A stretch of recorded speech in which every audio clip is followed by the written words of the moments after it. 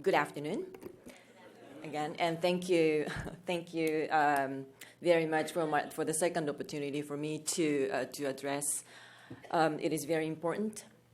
My talk yesterday, of course, is a very important one, but I also I'm very grateful for this opportunity to introduce what is actually going on around the U.S. bases in Japan, and possibly I hope to talk a little bit more about other locations. So thank you for the I thank the organizers, American University and WellView US section for this opportunity. I only have one slide, and I will keep that for the next 15 or so minutes, so that you know you can remember the names of the location. You can Google to see what is actually going on. And it was very, very helpful. The Global Network Against Weapons and Nuclear Power in Space has this map. Thank you very much. Now you know where the Japan is, the location, and where Okinawa is, and other locations that have many bases. U.S. military bases around the world. I will be talking about Okinawa mainly. As David shows that there are 122 U.S. military facilities in Japan. The number is tricky always. That's David's one of the greatest achievements, to show that map, because that information is not always available, and that kind of information is always hidden, and DoD makes every effort to make it smaller. Out of 122 facilities, majority of them are located in Okinawa, in Japan. But again, increasing number of military facilities, U.S. military facilities, are used together with the Japanese military. Well, we are not supposed to have the military. That's what our constitution says. But we do have the other full-fledged military called the self-defense forces. That's as powerful as, well, not as the United States, but one of the most powerful militaries in the world. And that happens in other countries in the region. For example, the Philippines. You're not supposed to be there. You left 20 or so, almost 30 years ago. Now the U.S. military is back. But the facilities that the U.S. military uses is those of Philippine military. So if you just take a look at the number of U.S. military facilities, you will miss a larger picture.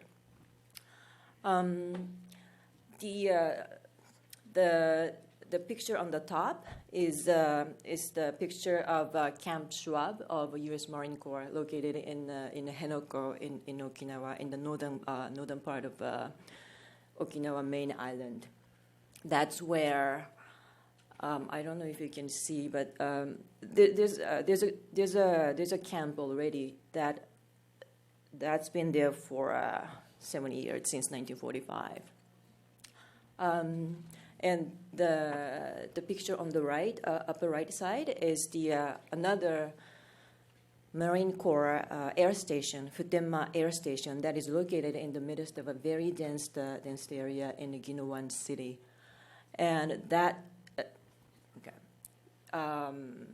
You can see the runway of Futenma Air Station. That's about, I'm from metric country, 2.7 kilometers long, the runway, and that was the air station was built in 1945.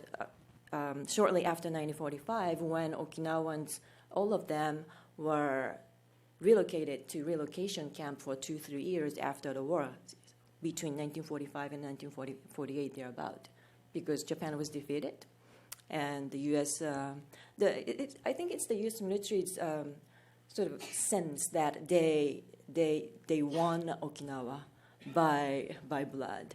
I ran into a group of U.S. Marine Corps. It was sort of like a study tour, it seemed, in Okinawa, and where their commanders were explaining the war history of Okinawa, or strategy-wise, how during the World War II they won this certain place, by so and so power and in so and so time, and I think that's repeatedly conducted and regularly conducted in U.S. Marine Corps in Okinawa, so that they have, they gain this idea that this island is owned by the U.S. military, and there were great sacrifice to do so.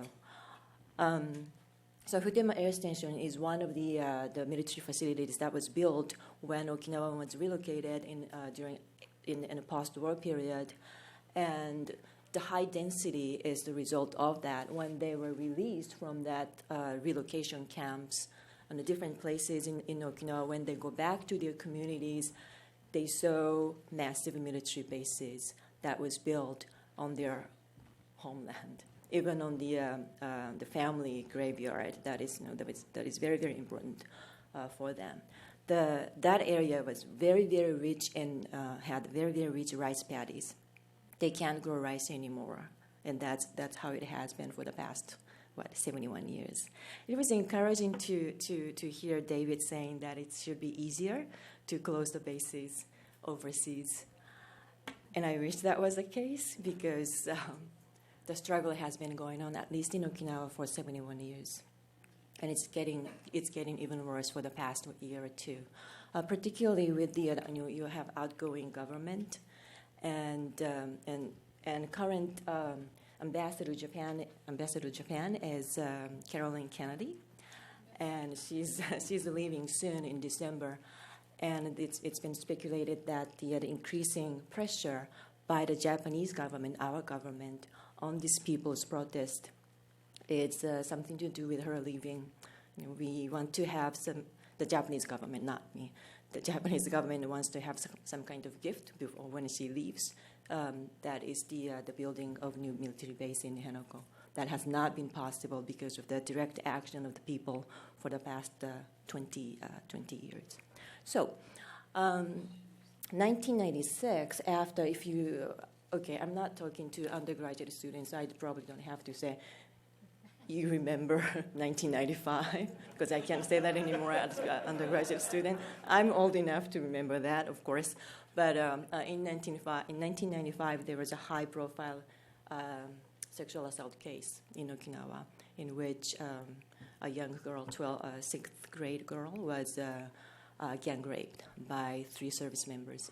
Again, as I discussed yesterday, this is one of the many cases of sexual assaults. But it was very highly profiled. It was widely reported within the United States as well, and that ignited, of course, the island-wide protest in Okinawa to remove the base, close the base, because enough is enough. That movement.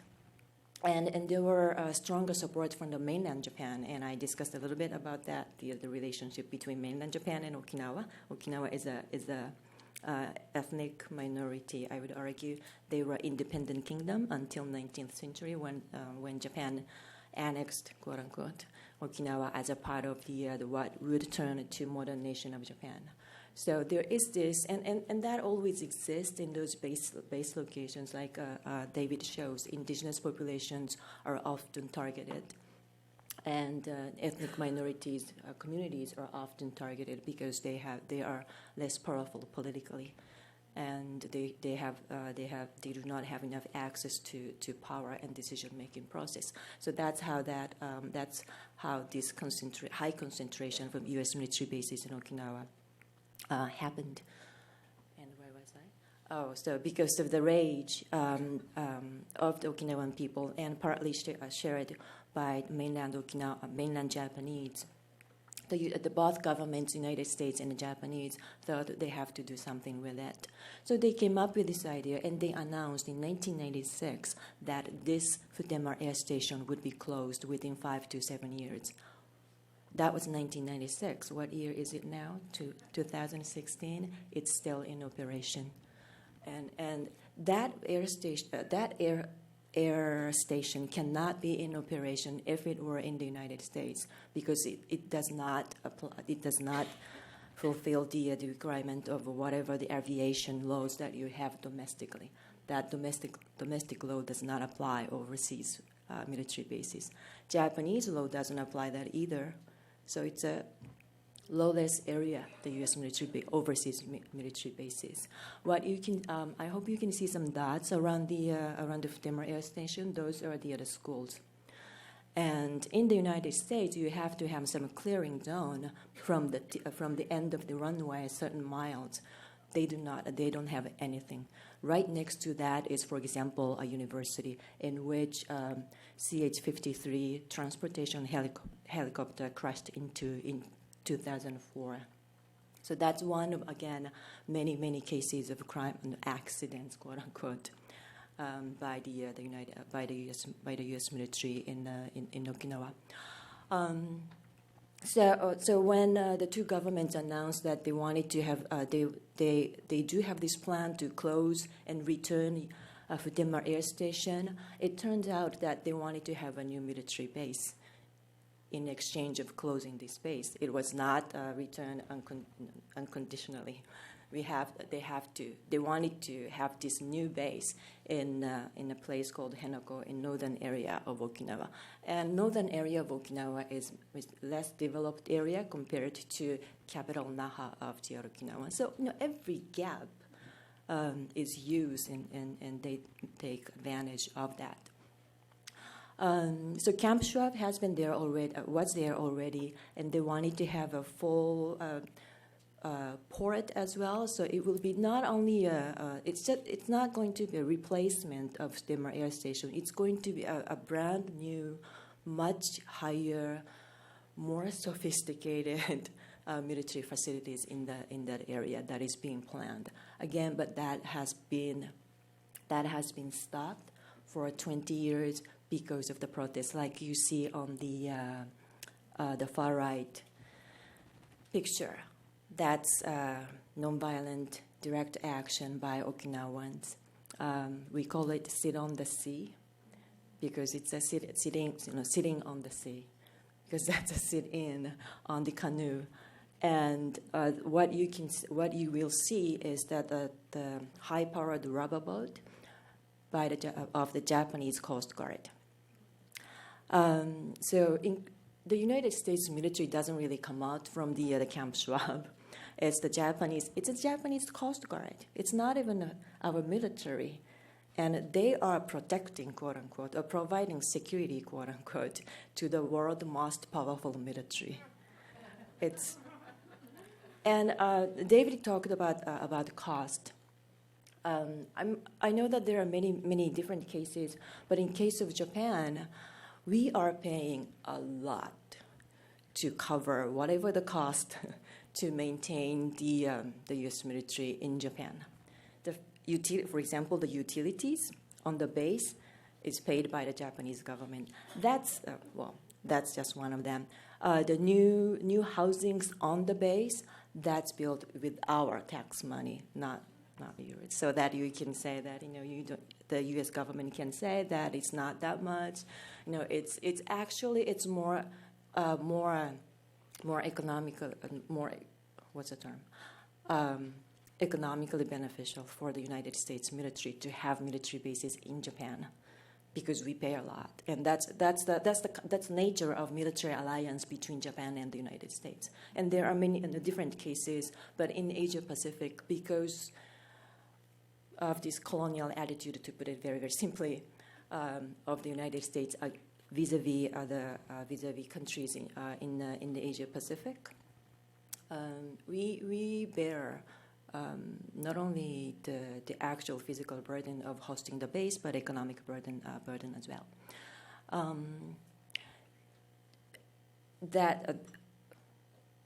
am I doing with the term stuff? Okay. I think I heard we're going to be cut off at 1:15. Is it? You have 5 more minutes. Okay, thank you. Sorry. I got carried away because I have so much to talk. So no, please take note of that. The at least the two locations, Henoko and Takai, and the pressure by the Japanese government is getting worse and worse. Like literally, at this very moment, many people are out there, sat there to prevent both military vehicle but also construction vehicle to come into the base to continue this construction. The Camp Schwab, within Camp Schwab, they already started to build more buildings within, but they have not. The U.S. military has not been able to build anything out on the sea because of that sitting, and that has been going on for. I can't even count.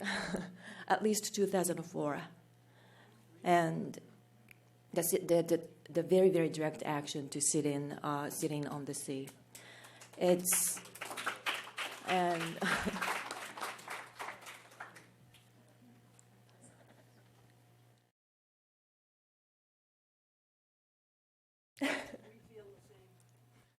and many of them are injured. And elderly people who survived the Battle of Okinawa in 1945, and she's still out there because that sea is very, very important for her in a post-war period to survive.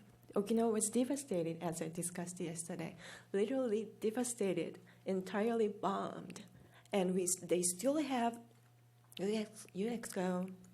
Every single day, the self-defense forces detonate UXO for 365 days and more. And it will take another 70 years to clean that land. That's the legacy of World War II that was supposed to end 71 years ago. It's not ended there. It's still there. We have to abolish, as we all know, abolish war because that has enduring impacts even to this day. There are many cases of sexual assault, as I discussed yesterday. There was another one again, just another one.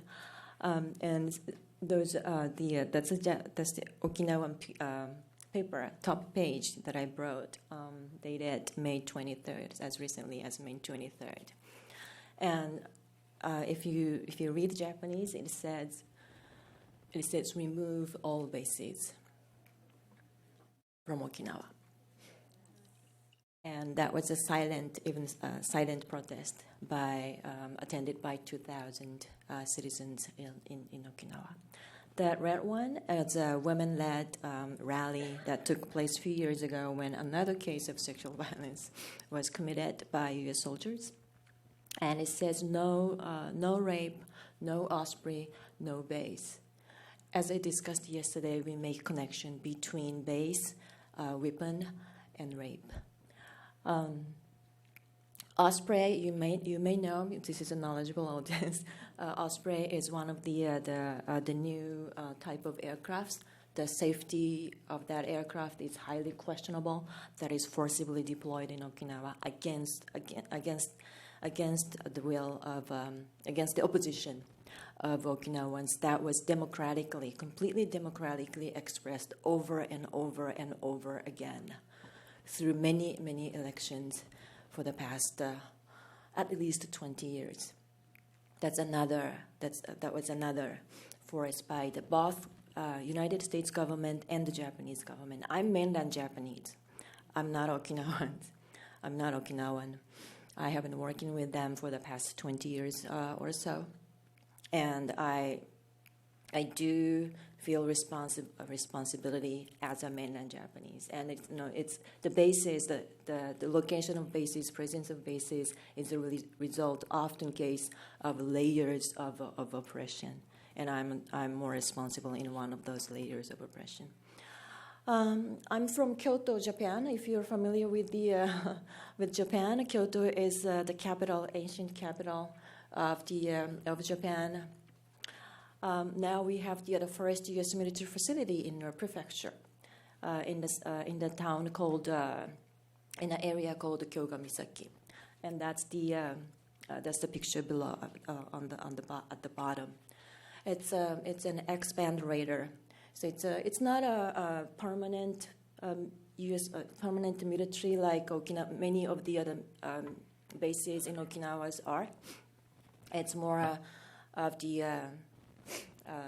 smaller facility that houses expand radar. Of course, and it's facing North Korea, of course, China, and Russia. Because it was very, very small, even in terms of size. Even in Japan, it was not many people really paid attention. Even in Kyoto, they said, "Oh, it's not that big. It's not as bad as bases in Okinawa," but it does have a very big, important strategic meaning, and that could be a very, very source of, as David explained, insecurity or increasing military tension of the region. Russia and China very quickly responded when it was announced the U.S. military will set up this expand radar facilities. We have 2 of them in Japan, and this one is very, very new. There are many, of course, negative impacts, as I explained very briefly yesterday. Again, this it's facing what is called the Japan Sea. South Korea would call it East Sea. We have that. We have that. We have that thing. Then it's the U.S. military presence is not helping for us in the Northeast Asia to make peace about what Japan did 80 some years ago. We invaded China. We colonized Korea, and Korea is divided still to this day. And we have to work on that. And Japan is very, very responsible, and we have to work on that. We have to focus on that. The presence of the U.S. military, increasing presence of the U.S. military, does not help for us to reconciliate, for Japan to be honestly apologize to those who were colonized by Japan. So I hope you can think about that aspect as well. I'll wrap up very, very quickly. That facility is also built on the very important cultural location of the local community. Besides that, the U.S. military destroyed the cape that was worshipped from the fishers when they fish from the sea. That's one of the many impacts on this small community of Kyogamisaki had by this presence of the U.S. military. I know I can go on forever, but I will stop here. And I hope for the next 2 days or so, we can come up with something. But please do not ask what you can do how can you help? Because I don't think we need help. I don't think they need help. It's your base. It's your military. So tell us what you can do to close them. And that would be a big encouragement for them. And please think about elderly people, young and old, but they are there 24 hours a day, 7 days a week, and they're being hurt physically, psychologically, in many ways. So before I leave the conference, please tell me what you can do and what you will be doing. Thank you.